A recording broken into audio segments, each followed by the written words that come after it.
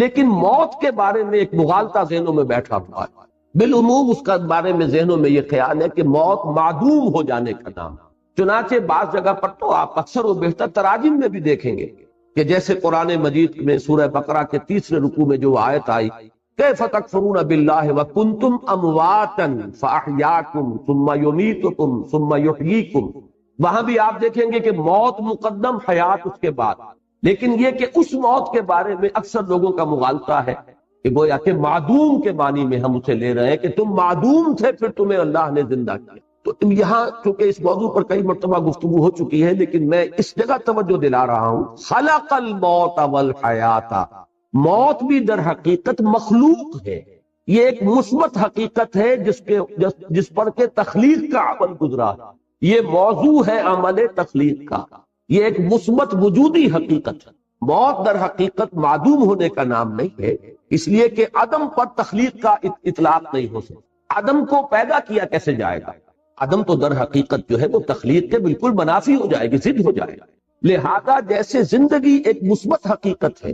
جس پر کہ لفظ تخلیق کا اطلاق ہو رہا ہے، ایسے ہی موت بھی ایک مثبت وجودی حقیقت ہے جس پر کہ عمل تخلیق کا اطلاق۔ خلق الموت والحیات لیبلوکم ایکم احسن عملا۔ اب اس میں دیکھیے کہ جہاں تک اس موت کا تعلق ہے جو ہماری اس زندگی کے بعد آنے والی ہے، اس کے بارے میں تو ہمیں یقین کے ساتھ معلوم ہے کہ وہ معدوم ہونے کی بات نہیں، وہ تو ہمارے ایمان کے بنیادی آرٹیکل آف فیتھ جنہیں کہا جائے گا اس میں شامل ہے، اس لیے کہ موت معدوم ہونے کا نام نہیں ہے، بلکہ موت تو در حقیقت ایک کیفیت سے دوسری کیفیت کو منتقل ہونے کا نام ہے۔ آخری جو بھی ہمارا اس حصہ ہے زندگی کا وہ حیات اخروی، وہ تو سب سے بڑی حقیقت ہے، سب سے بڑی زندگی ہی وہ ہے، لیکن یہ درمیانی وقفہ بھی معدوم ہونے کا نام نہیں ہے، بلکہ جیسا کہ آپ کو معلوم ہے عالم برزخ میں بھی ایک نوع کی زندگی ہے، حیات برزخی ہے۔ اس حیات برزخی کے اندر بھی انسان پر کیفیات وارد ہوں گی، جیسے کہ مشہور ہمارے ہاں اصطلاح ہے عذاب قبر، تو صرف عذاب قبر کا معاملہ نہیں ہے بلکہ ثواب قبر کا معاملہ بھی، اس لیے کہ صحیح احادیث میں یہ موجود ہے کہ قبر جو ہے یا جنت کے باغیچوں میں سے ایک باغیچہ اور یا دوزخ کے گڑھوں میں سے ایک گڑھا، تو معلوم ہوا کہ یہ برزخ کا دور جو ہے یہ بھی معدوم ہونے کا نام نہیں ہے بہرحال، اور اس کے بعد جو اصل زندگی شروع ہوگی وہ تو ابدی زندگی ہے، اور حقیقت میں تو وہی اس قابل ہے کہ اسے زندگی قرار دیا جائے۔ وَإِنَّ الدَّارَ الْآخِرَةَ لَهِيَ الْحَيَوَانُ لَوْ كَانُوا يَعْلَمُونَ، یقیناً وہ پچھلا گھر اور پچھلی زندگی جو ہے اصل زندگی تو ہے ہی وہ، کاش کہ انہیں معلوم ہو۔ البتہ یہ جہاں تک دو حیاتیں ہیں، حیات دنیاوی، حیات اخروی، اور ان کے درمیان میں یہ حیات برزخی، یہ تو تین چیزیں وہ ہیں کہ جو قرآن مجید سے ابتدائی تعارف رکھنے والا شخص بھی جانتا تھا، اور ہر مسلمان کے وہ ایمان کے لازمی اجزاء میں شامل، لیکن ایک حیات اس سے پہلے، ایک موت اس سے پہلے آ چکی، یہ در حقیقت فلسفے اور حکمت قرآنی کا ذرا غامض پہلو، مختلف مقامات پر اس کی طرف اشارات ہیں، تفاصیل اس کی آپ کو قرآن میں نہیں ملے گی، اس لیے کہ جو حکمت کے غامض مسائل ہیں انہیں قرآن مجید نے تفصیل کے ساتھ اس پر بحث نہیں کی، اس لیے کہ قرآن مجید صرف حکماء کے لیے نہیں ہے، فلاسفہ کے لیے نہیں ہے، بہت اعلیٰ عقلی صلاحیتیں رکھنے والوں کے لیے نہیں ہے، یہ عامیوں کے لیے بھی ہے، عوام کے لیے بھی ہے، لہذا اس میں زیادہ تر بحث کی گئی ہے تفصیل کے ساتھ انہی چیزوں پر کہ جو سب کے ذہن کی گرفت میں آ جائیں، سب کے علم کی سطح تک رسائی جو ہے ان چیزوں کی ہو جائے، اور باقی چیزیں جو ہیں کہ جو زیادہ غامض ہیں، دقیق ہیں، فلسفیانہ حقائق ہیں، ان کی طرف صرف اشارے، اس لیے کہ ان کو ظاہر بات ہے کہ ان سے دلچسپی رکھنے والے عقلاء اور حکماء ہوں گے، اور عاقلاں را اشارہ کافی ہے، عاقلوں کے لیے ظاہر بات ہے کہ اشارہ کافی ہے، وہ جب وہاں سے گزریں گے وہ ڈیرا لگا کر بیٹھ جائیں گے، جیسے کہ میں نے ابھی آیت آپ کو سنائی، کیف تکفرون باللہ وکنتم امواتا فاحیاکم ثم یمیتکم ثم یحییکم ثم الیہ ترجعون۔ معلوم ہوا 4 ادوار ہیں، ایک موت پہلے تھی، پھر اس کے بعد احیاء ہوا ہے، پھر اب یہ زندگی آئی ہے، پھر اماتہ ہوگا، پھر اس کے اوپر موت کا عمل وارد ہوگا، پھر احیاء ہوگا، اور پھر وہ زندگی ابدی ہو جائے۔ لیکن یہ مضمون جو ہے اپنی کلائمیکس میں جو سامنے آیا ہے وہ سورہ غافر یا سورہ مومن، یہ 2 نام ہیں سورہ مبارکہ کے، اس کی جو آیت ہے، اور میں نے سن 66 میں ایک مضمون لکھا تھا حقیقت زندگی کے عنوان سے، جو پہلے ہفت روزہ الاعتصام میں چھپا، پھر میثاق میں چھپا، پھر حکمت قرآن میں چھپا، میں بار بار، چونکہ وہ میری بہت ہی محبوب تحریروں میں سے ہے، پہلی مرتبہ اس میں نے اس آیت مبارکہ کی طرف اشارہ کیا، اور مولانا عبد الغفار حسن صاحب کا مدینہ میں اس وقت تھے، مدینہ منورہ میں یونیورسٹی میں پڑھاتے تھے، وہاں سے مجھے خط آیا کہ یہ پہلی مرتبہ تم نے اشارہ کیا ہے، اور ایک بہت بڑی علمی حقیقت ہے کہ جو ہاتھ آئی ان کا وہ تحسین کا خط میں نے شائع بھی کیا تھا میثاق، وہ آیا مبارکہ جس میں صراحت کے ساتھ دو اماتیں اور دو احیاء اہل جہنم کی فریاد آئی ہے ان الفاظ میں کہ وہ جہنمی اللہ تعالیٰ سے فریاد کریں گے، ربنا امتنا سنتین واحییتنا سنتین فاعترفنا بذنوبنا فہل الی خروج من سبیل۔ اے رب ہمارے، تو نے ہمیں 2 مرتبہ مارا اور 2 مرتبہ جلایا۔ یہاں خاص طور پر جو نوٹ کرنے کی بات ہے وہ ہے احیاء کے معنی زندہ کرنا، اماتہ کے معنی مارنا۔ کسی شے کو مارنے کا مطلب یہ کہ پہلے وہ زندہ تھی تب اس پر اماتہ ہوگا، اور اس کے بعد پھر وہ مردہ سے اس کو زندہ کیا جائے گا۔ اور وہاں بھی آپ دیکھ رہے ہیں جیسے یہاں ہے خلق الموت والحیات، موت کو مقدم رکھا گیا ہے حیات، اسی طرح وہاں کنتم امواتا فاحیاکم ثم یمیتکم ثم یحییکم، دونوں مرتبہ موت مقدم ہے حیات پر۔ اور اسی طرح اس آیہ مبارکہ میں ربنا امتنا اثنتین واحییتنا اثنتین فاعترفنا بذنوبنا فہل الی خروج من سبیل، رب ہمارے، تو نے ہمیں 2 مرتبہ مارا اور 2 مرتبہ زندہ کیا، تو اب ہم نے اپنے گناہوں کا اعتراف کر لیا۔ یہ اس رکوع میں بھی وہ لفظ آیا ہے فاعترفوا بذنبہم، تو انہوں نے اعتراف کر لیا، وہ اعتراف کر لیں گے اپنے گناہ کا۔ وہاں بھی فرمایا گیا ہم نے اعتراف کر لیا اپنے گناہوں کا، فہل الی خروج من سبیل، اب یہاں سے نکلنے کے لیے بھی کوئی راستہ ہے، کوئی شکل ہے؟ یعنی اگر 4-5 ہم پر مراحل آ چکے ہیں تو پروردگار ایک مرحلہ اور، یعنی جب اس طریقے سے 2 مرتبہ اماتہ ہو چکا، 2 مرتبہ احیاء ہو چکا، تو پھر یہ کہ کوئی ایک اور شکل ہو جائے، کوئی اور مہلت مل جائے، گویا کہ دلیل کے طور پر فہل الی خروج من سبیل کی جو استدعا ہے اس کی دلیل کے طور پر یہ لایا گیا، تمہیں 2 مرتبہ ہمیں مارا، 2 مرتبہ جلایا، تو اب ایک مرتبہ اور ہمیں موقع عنایت ہو جائے۔ اب میں نے ابھی ایک لفظ کہا تھا، شاید آپ چونکے ہیں، کہ در حقیقت یہ 4 نہیں 5 ادوار ہے، اس لیے کہ پہلے اماتے سے پہلے ایک زندگی ہے، تبھی تو اماتہ ہوگا۔ تو حیات اولا، پھر اماتہ اولا ہوا ہے، پہلی موت ہوئی ہے، پھر احیاء اولا، یہ دوسری زندگی ہوئی، پھر اماتہ ثانیہ، دوسری مرتبہ کا زندہ موت کا وارد کیا جانا، اس کے بعد احیاء ثانی ہوگا، دوسری مرتبہ کا زندہ کیا جانا، اور اس کے بعد زندگی۔ گویا کہ 3 زندگیوں کے مابین 2 موتیں حائل ہیں۔ اب نوٹ کر لیجئے، اس کے بات ثابت یہ ہوا 3 زندگیوں کے مابین وقفے ہیں 2 موتوں کے، پہلی زندگی پھر موت، پھر زندگی پھر موت، پھر زندگی۔ اب اس کو نوٹ کیجئے، میں نے پہلے بھی عرض کیا ہے لیکن بعض حضرات آج یہاں نئے ہیں۔ پہلی ہماری تخلیق ہوئی عالم ارواح، اس کے لیے لفظ تخلیق بھی مناسب نہیں ہے، ایجاد یا ابداع، اس لیے کہ حجت اللہ البالغہ جو بڑی مشہور معروف اور بڑی مارکت الآراء تصنیف ہے امام الہند شاہ ولی اللہ دہلوی رحمۃ اللہ علیہ کی، اس کا ابتدائی حصہ جو ہے وہ ان کے فلسفے پر مشتمل ہے، اور پہلا باب جو ہے اس میں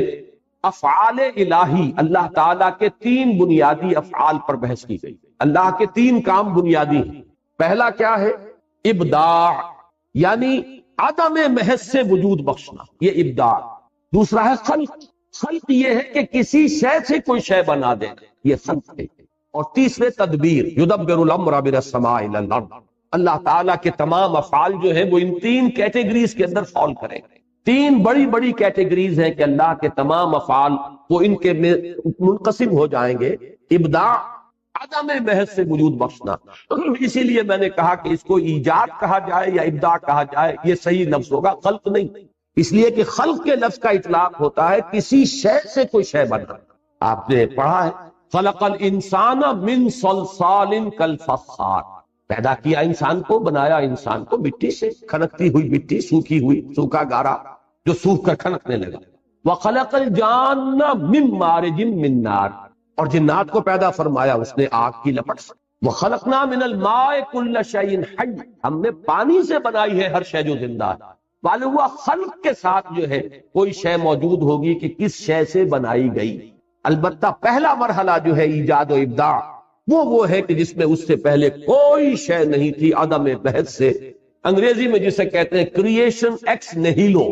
عدم محض سے کریٹ کرنا، یہ ہے ایجاد و ابداع۔ پھر ایک شے سے دوسری شے، دوسری سے تیسری، پھر امتزاج ان کو جوڑ کر بنانا، ایک کی شکل بدل دینا، یہ ہے خلق۔ اور انہی کے مابین پھر اللہ تعالیٰ کے احکام، اس کے اوامر، یہ جو ہے ان کی تنفیذ ہوتی ہے، یہ ہے تدبیر۔ تو یہ تین بنیادی افعال ہیں۔ میں نے اس کا ذکر اس لیے کیا کہ پہلی زندگی جو ہے اس کے لیے لفظ خلق موضوع نہیں ہے، وہ ہماری تخلیق اول جو ہے، وہ جو تخلیق اول ہے ہماری، وہ عالم ارواح میں، اور اس کے لیے ایجاد و ابداع کا لفظ مناسب۔ اس کے بعد پہلی زندگی تھی جس میں کہ وہ ہم نے عہد کیا تھا الست بربکم قالوا بلا، ظاہر بات ہے زندگی تھی، نہ صرف زندگی تھی، پورا شعور ذات موجود تھا، ہم نے معاہدہ کیا اللہ کے ساتھ۔ تو جب تک کہ سیلف کانشسنس نہ ہو، شعور ذات نہ ہو، معاہدے کی کوئی حیثیت ہی نہیں۔ ہمیشہ آپ دیکھیں گے جب معاہدہ کیا جاتا ہے، اقرار کیا جاتا ہے، بقائنی ہوش و حواس میں یہ وعدہ کرتا ہوں یا معاہدہ کر رہا ہوں، تو گویا کہ اپنی ذات کا پورا شعور ہونا لازم۔ ہم اس شعور ذات کے ساتھ زندہ تھے، اگرچہ جسموں کے ساتھ نہیں تھے، صرف ارواح کی شکل میں تھے۔ الارواح جنود مجندہ، وہ لشکروں کی صورت میں وہ تمام ارواح تھی جو اللہ کے حضور میں حاضر تھی، اور پوچھا گیا الست بربکم قالوا بلا۔ اب یہ پہلی حیات ہے، اس پر پہلا اماتہ طاری ہوا، پہلی مرتبہ مارا گیا، یعنی سلا دیا گیا، ان ارواح کو کسی کولڈ سٹوریج کے اندر رکھ دیا گیا۔ یہ ہے موت کا وہ پہلا مرحلہ جو اس زندگی میں آنے سے قبل ہم گزار آئے۔ اس کے بعد اب ہو رہا ہے احیاء اولا، وہ اس زندگی میں، اس عالم میں جو عنصری ہے اس کے اندر، جب وہ رحم مادر میں ایک جسم تیار ہوا ہے تو وہ روح کو لا کر اس کولڈ سٹوریج سے،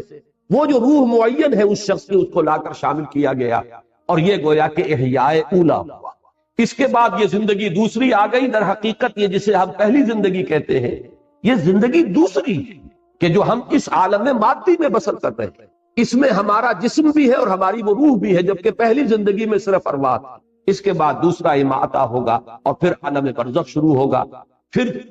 دوسرا احیاء ہوگا، اور پھر ہماری آخری زندگی ہوگی، اخروی زندگی، اور وہ پھر ہمیشہ کے لیے ہے، ابدی۔ یہ ہے در حقیقت حیات انسانی کے مختلف انواع۔ اب اس میں ذرا ایک بات میں اور ہمت اور جرات کر کے عرض کر رہا ہوں، اس سے یہ تو ثابت ہوا ہے ہمارے ایمان کا جزو لازم کہ ہم ابدی ہیں، ہمیں کبھی ختم نہیں ہونا، اس لیے کہ اصل زندگی آخرت کی زندگی ہے، اور وہ ابدی ہے، جنت میں ہو چاہے وہ جہنم میں ہو، وہ ابدی زندگی ہے۔ تو معلوم یہ ہوا کہ ہم ابدی ہیں۔ البتہ اسی کا ایک اور غامض پہلو یہ ہے کہ ہم ازلی بھی ہیں، ہمیشہ سے۔ اب یہ ذرا بات آپ کو چونکانے کے لیے میں کہہ رہا ہوں، اس لیے کہ ہم علم خداوندی میں ہمیشہ سے، میرا جو بھی وجود ہے، میرا تشخص جو اس وقت ہے، علم خداوندی میں تو ہمیشہ سے۔ اللہ کا علم جو ہے وہ حادث نہیں ہے، اللہ کا علم اس کی ذات کے ساتھ، جیسے کہ اس کی ذات قدیم ہے، اس کا علم بھی قدیم ہے۔ کوئی شے جس کا وجود اس عالم میں کبھی ہونا ہوگا، وہ علم خداوندی میں ازل سے موجود ہے، جس کو کہ ہمارے صوفیہ اور ہمارے متکلمین کہتے ہیں صور علمیہ۔ علم خداوندی میں یہ تمام صورتیں پہلے سے موجود ہیں۔ تو ہماری ایک پوٹینشل ایگزسٹنس جو ہے، پوٹینشل ہے، یہ بالقوہ وجود تھا ہمارا علم خداوندی میں، اور وہ ہمیشہ۔ اس کے بعد ہمارا پہلا وجود عالم ارواح میں ہوا، وہ ہمارا وجود خارجی ہے، اور اس کے بعد پھر ہمارا یہ وجود ہے جو مادی زندگی کے ساتھ ہو رہا ہے، مادی جسم کے ساتھ ہو رہا ہے۔ پھر ہمارا ایک اور وجود ہوگا، وہ ابدی ہے۔ اب یہ ہے وہ چیزیں جن کے بارے میں میں نے عرض کیا کہ یہ وہ حقائق ہیں کہ جن میں سے حیات دنیاوی تو ہمارے سامنے کی شے ہے، ہمارے تجربے کی شے ہے، حیات اخروی وہ ہے جس کا جاننا لازم ہے اگر اس زندگی کو درست بسر کرنا ہے۔ لہذا ان پر تو تفصیل سے گفتگو ہوئی ہے، پوری بحث ہے، پوری شرح و بسط کے ساتھ ہے، لیکن یہ ابتدائی مراحل جو ہیں یہ خالص علمی باتیں ہیں، یہ ایک حکمت کے وہ غامض مضامین ہیں کہ جن کو قرآن مجید نے بہت ہی اشارے صرف کر دیے ہیں، اس کے علاوہ یہ کہ ان پر تفصیلی بحث نہیں کی ہے، اور خود اس کا جو سبب ہے وہ میں بیان کر چکا ہوں، اس لیے کہ یہ حکمت و فلسفہ کے جو غامض مضامین ہیں ان کا تعلق ہے حکمات سے، اور عاقلہ را اشارہ کافی سے۔ اب جو میں نے یہ اس قدر طویل جو زندگی ہے انسان کی، اس کے لیے میں نے وہ لفظ ازلی بھی استعمال کر دیا کہ پوٹینشل ایگزسٹنس ہماری جو ہے وہ تو جب اللہ تعالیٰ کے علم میں ہم ہمیشہ سے موجود تھے۔ ایک تو یہ کہ علامہ اقبال کی جو نظم ہے زندگی کے عنوان سے بانگ ترام، اس میں دو شعر آج کے ہمارے اس درس کے اعتبار سے انتہائی اہم ہیں، بلکہ اسی آیت کے اعتبار سے اہم ہے۔ پہلا شعر، تو اسے پیمانہ امروز و فرداں سے نہ ناپ، جاویداں پہ ہم دواں ہر دم جواں ہے زندگی۔ واقعہ یہ ہے کہ جو ان الفاظ کے اندر جو شوکت ہے، یہ اس آیہ مبارکہ کے پہلے حصے کی صحیح ترین تعبیر۔ کیا تم سال گنتے ہو 60 سال 70 سال 80 سال؟ کیا یہ زندگی ہے؟ یہ تو تمہارے ذہن کی بڑی تنگی ہے۔ بلکہ میں نے وہ حقیقت زندگی کا اپنا مضمون شروع یہاں سے کیا کہ یہ لوگ کہ جو صرف تجربہ اور شہود کے اوپر ایمان رکھنے والے ہیں، وہ تو زندگی سمجھتے ہیں بس پیدائش سے موت تک کا وقت، لیکن کیا یہ 30 40 50 60 سال 70 سال 80 سال، ان میں بھی پہلا حصہ گزر جاتا ہے جس میں شعور ہی نہیں، اور پھر بڑھاپا آ گیا تو کہ لا یعلم بعد علم شیئا، پھر کچھ شعور نہیں رہتا۔ بیچ کے 30 40 سال بمشکل ہے کہ جو شعور کے ہیں، تو کیا یہ کل ہماری حقیقت یہی ہے؟ اشرف المخلوقات جس کے بارے میں اللہ یہ فرمائے خلقتہ بیدی، میں نے اسے اپنے دونوں ہاتھوں سے بنایا، وَلَقَدْ كَرَّمْنَا بَنِي آدَمَ وَحَمَلْنَاهُمْ فِي الْبَرِّ وَالْبَحْرِ وَرَزَقْنَاهُمْ مِنَ الطَّيِّبَاتِ وَفَضَّلْنَاهُ عَلَى كَثِيرٍ مِّمَّنْ خَلَقْنَا تَفْضِيلًا، جس کی شان اس طریقے سے بیان کی جا رہی ہے، کیا اس کی حقیقت بس یہی ہوگی؟ اور اس میں بھی یہ کہ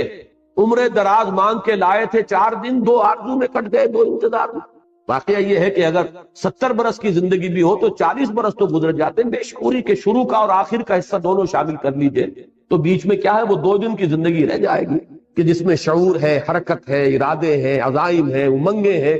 آپ کچھ بناتے ہیں، بگاڑتے ہیں، کچھ کوئی چیز جو ہے وہ آپ کی زندگی کا جو اصل کہنا پروڈکٹیو پیریڈ ہے وہ تو وہی ہے۔ تو زندگی یہ نہیں ہے، یہ زندگی بہت طویل عمل، تو اسے پیمانہ امروز و فردا سے نہ ناپ، جاویداں پہ ہم دواں ہر دم جواں ہے زندگی۔ اب یہ جو جاویداں پہ ہم دواں ہر دم جواں ہے زندگی، ظاہر بات ہے کہ ان حقائق کو کما حق ہو تو ان کی تعبیر ممکن ہی نہیں، بس الفاظ آئے کہ جس سے کچھ تاثر مل جائے۔ اور میں نے آج جو بات عرض کی ہے اسے پھر نوٹ کر لیجئے کہ اس میں ایک حصہ تو ہمارے ایمان کا جزو لازم ہے، یعنی ابدیت، ہمیشہ کا وجود ہے ہمارا، اسے ختم نہیں ہونا۔ وہ جنت میں ہے یا دوزخ میں ہے، اس لیے کہ ابدا خالدین فیہا ابدا جہنمیوں کے لیے بھی آیا ہے، اور خالدین فیہا ابدا اہل جنت کے لیے تو بے شمار جگہ پر آیا۔ تو معلوم یہ ہوا کہ ہمارا وجود ابدی ہے۔ البتہ پہلا حصہ جو ہے اس کے بارے میں عام لوگ تو یہ سمجھتے ہیں کہ ہمارا وجود جو ہے وہ صرف پیدائش سے یا 9 مہینے اور ایڈ کر لیجئے کہ جو رحم مادر کے ہے، بس یہاں سے سمجھے گا۔ ایک مادہ پرست کی نگاہ اس سے آگے نہیں جائے گا۔ اس سے آگے چلیے تو قرآن مجید نے ایک حقیقت یہ منکشف کی کہ تم تو ایک اور زندگی پہلے بتا بھی آئے ہو، گزار آئے ہو، ایک زندگی ایک موت تم پر پہلے آ چکی ہے اس عالم مادی کے اندر آنے سے پہلے، اور وہ زندگی جو ہے وہ تھی جس میں کہ قول و قرار ہوا تھا الست بربکم قالوا بلا۔ اور تیسری بات میں نے عرض کی ہے، یہ بہت گہرے فلسفے کی بات ہے کہ در حقیقت اس سے بھی پہلے ہمارا ایک وجود، پوٹینشل وجود موجود تھا، علم خداوند۔ اب اس کے لیے میں علامہ اقبال کا ایک شعر آپ کو سنا رہا ہوں، فارسی کا، فلسفہ اور حکمت کے اعتبار سے بہت اونچا شعر ہے۔ بضمیرت آرمیدم تو بے جوش خود نمائی، بکنار برفگندی در آبدار خود را۔ اللہ سے خطاب کر رہے ہیں کہ اللہ میں تو تیرے اندر، ضمیر کہتے ہیں کسی کی مخفی حقیقت، اندر کی شے، میں تیرے باطن میں بڑے آرام میں سو رہا تھا، یعنی میں تھا موجود، ایک صور علمیہ کے اعتبار سے میں تیرے علم میں تھا۔ اب تیرے علم میں تھا تو میں تھا، لیکن میں تیرے وجود کے، تیرے وجود مطلق میں میرا ایک وجود تھا، بالکل جیسے کہ ایک سی پی کے اندر، ایک مثال آگے دی ہے تشبیہ، سی پی کے اندر موتی موجود ہوتا ہے، لیکن سی پی ایک وقت تک بند رہتی ہے، موتی ظاہر نہیں ہوتا۔ بضمیرت آرمیدم تو بجوش خود نمائی، پروردگار تو نے اپنے آپ کو ظاہر کرنے کے لیے تو نے یہ کائنات بنائی، مجھے بھی بنائی۔ یہ جو اگرچہ قرآن مجید میں کوئی نص قطعی کے طور پر یہ مضمون میرے علم کی حد تک نہیں ہے، اور اس حدیث پر بھی محدثین کا تو ظاہر بات ہے کہ اس پر گفتگو ہے اور جرا ہے، لیکن یہ کہ اکثر ہمارے ہاں کے حکماء اور فلسفہ اسے تسلیم کرتے ہیں کہ اللہ تعالیٰ نے یہ کائنات کیوں پیدا کی۔ کنت کنزا مخفیا فاحببت ان اعرف فخلقت الخلق، میں چھپے ہوئے خزانے کے مانند تھا، میرے اندر قوت کا لاوا تھا جو کھول رہا تھا، میرے اندر خلاقی تھی، لیکن یہ کہ اسے پہچاننے والا کوئی نہیں تھا، لہذا میں نے خلق کو پیدا کیا، اس سے میری وہ قوت خلاقی اور میری وہ قوت جو ہے وہ ظاہر ہوئی۔ الباری الخالق المصور، یہ جو اس کی صلاحیتیں تھی،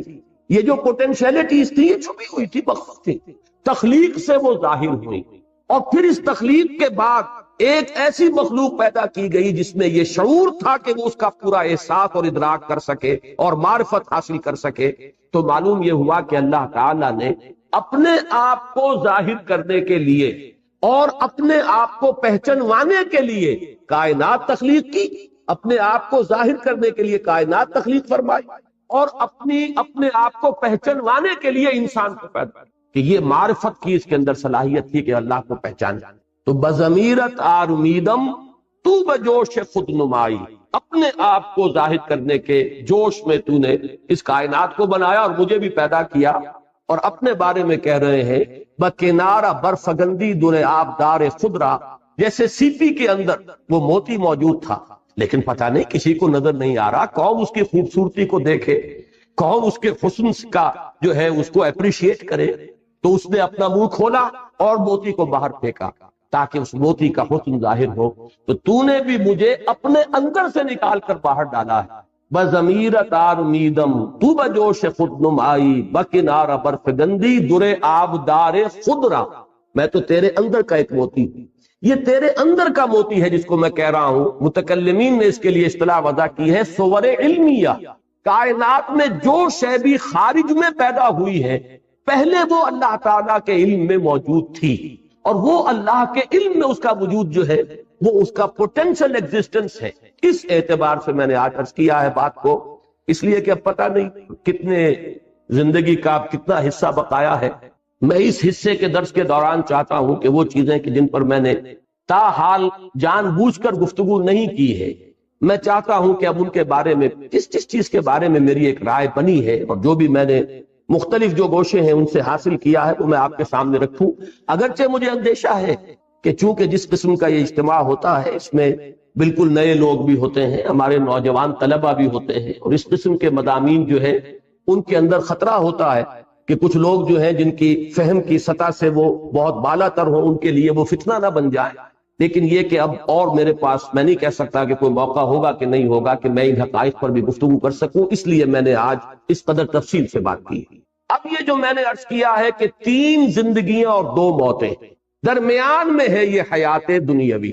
نوٹ کیجئے 5 میں نے مراحل بیان کیے، پہلی زندگی، پھر پہلی موت، دوسری زندگی، دوسری موت، پھر تیسری زندگی جو ابدی ہے۔ یہ جو درمیان کی زندگی اس کا مقصد کیا، یہ وقفے کیوں ڈالے گئے، یہ ہے اصل سوال۔ پہلے کوسچن پوز کیجئے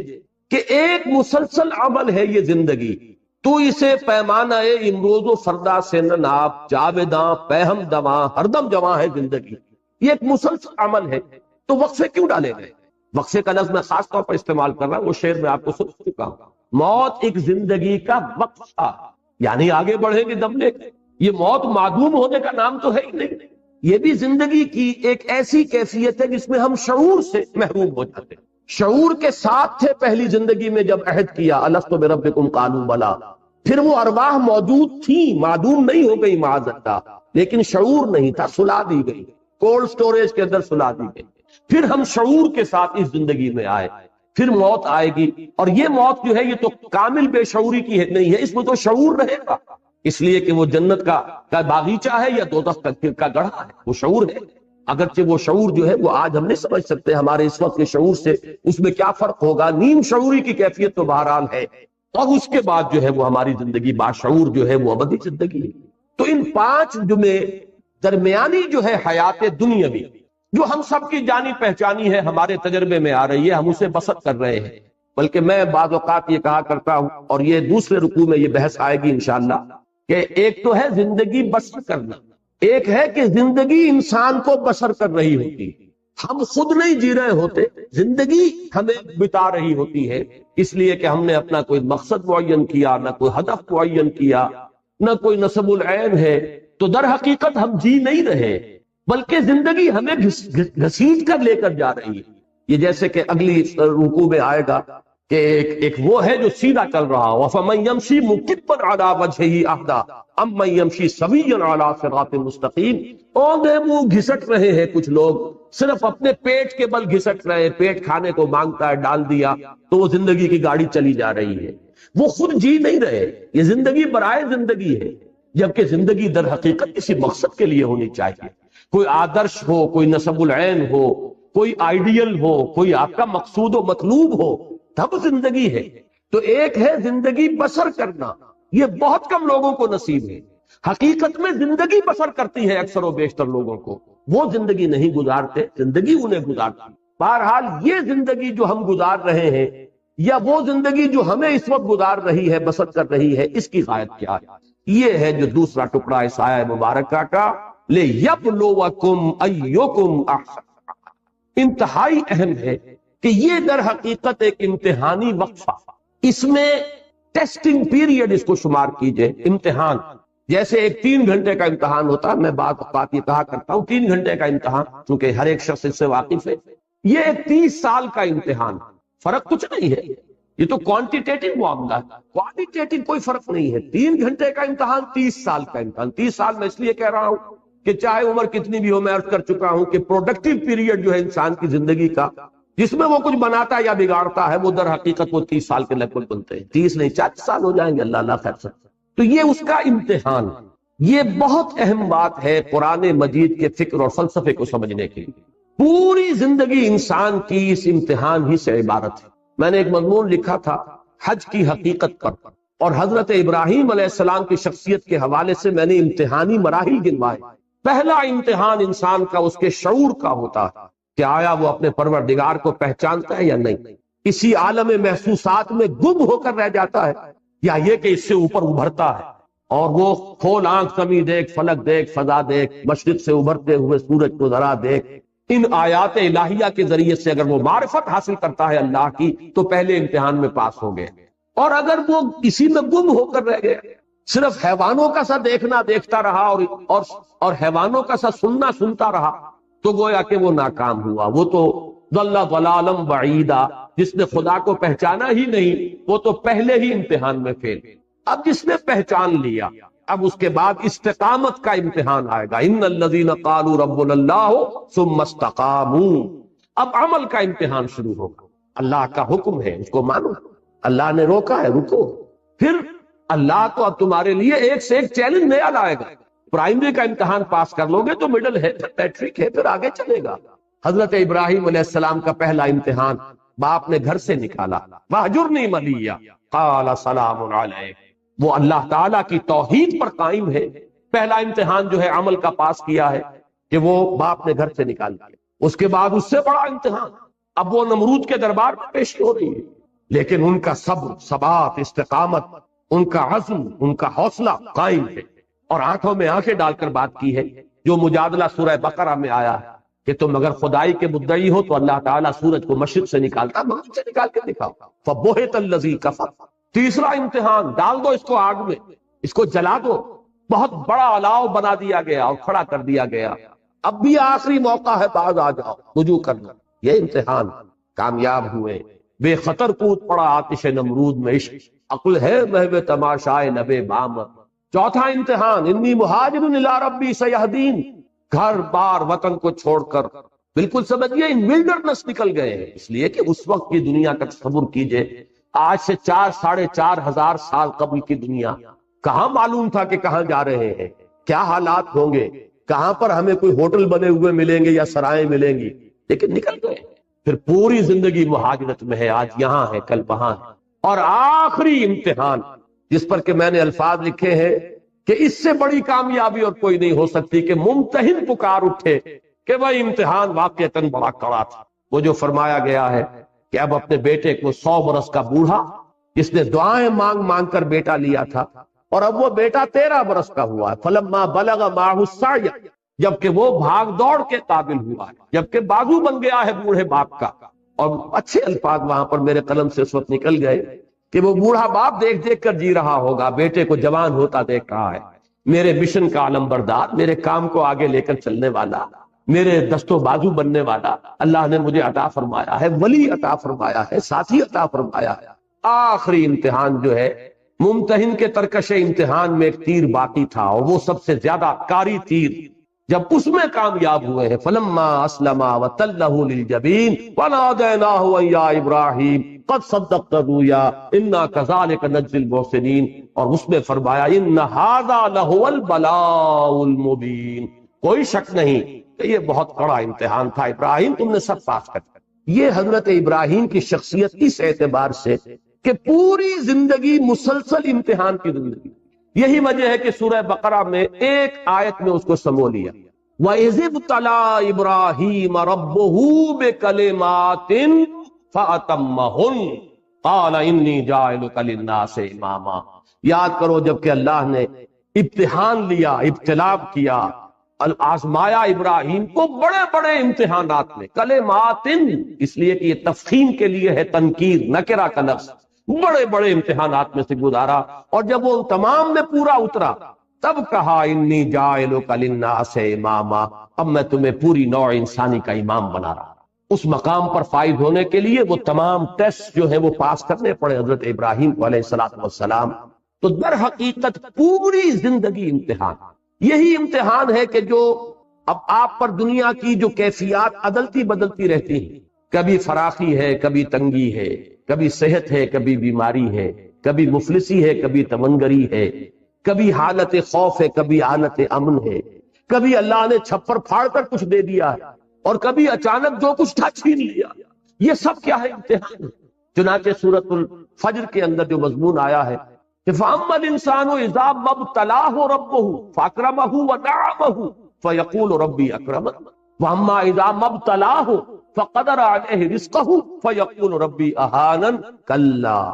انسان کا بڑا مغالطہ ہے، بڑے دھوکے میں آ جاتا ہے جب اس کا رب اسے آزماتا ہے، آزمانے کے لیے اسے دولت دیتا ہے، نعمتیں دیتا ہے، وہ سمجھتا ہے میرے رب نے مجھے عزت دے دی۔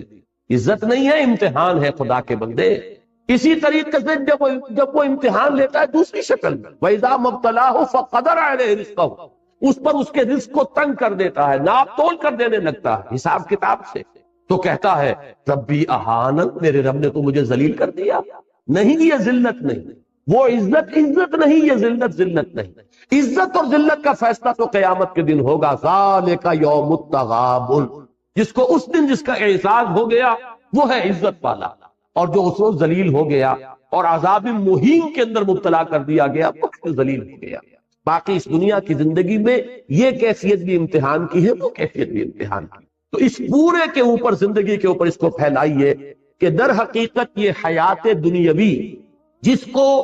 ہم اپنی غلط فہمی میں زندگی کہہ بیٹھتے ہیں، یہ زندگی نہیں ہے، یہ 3 زندگیوں میں سے ایک زندگی ہے، بلکہ 5 زندگیوں میں سے ایک زندگی، اس لیے کہ موت بھی ایک طرح کی زندگی ہے، بے شعوری کی زندگی ہے در حقیقت موت، معدوم ہونے کا نام تو ہے ہی نہیں۔ تو 5 وقفے ہیں جن میں یہ درمیانی وقفہ ہے جو ہم یہاں بسر کر رہے ہیں، اور اس کی حیثیت ایک امتحانی وقفے کی ہے۔ تو میں نے جو دوسرا شعر کہا تھا علامہ اقبال کی اس نظم میں، وہ اس نظم کا آخری شعر، قلزم ہستی سے تو ابھرا ہے مانند حباب، اس زیاں خانے میں تیرا امتحان ہے زندگی۔ یہ امتحان کا ایک پیریڈ ہے۔ اور بڑا پیارا ایک شعر کہا ہے، تو عرصۂ محشر میں ہے پیش کر غافل عمل کوئی اگر دفتر میں ہے، کہ تم سمجھتے ہو کہ وہ حشر جو پھر بعد میں ہو، وہ تو در حقیقت حشر کا ظہور ہے۔ اصل میں عرصۂ محشر میں ہم اس وقت، عرصہ ہے یہ، عرصہ نہیں ہے، لفظ عرصہ کہتے ہیں میدان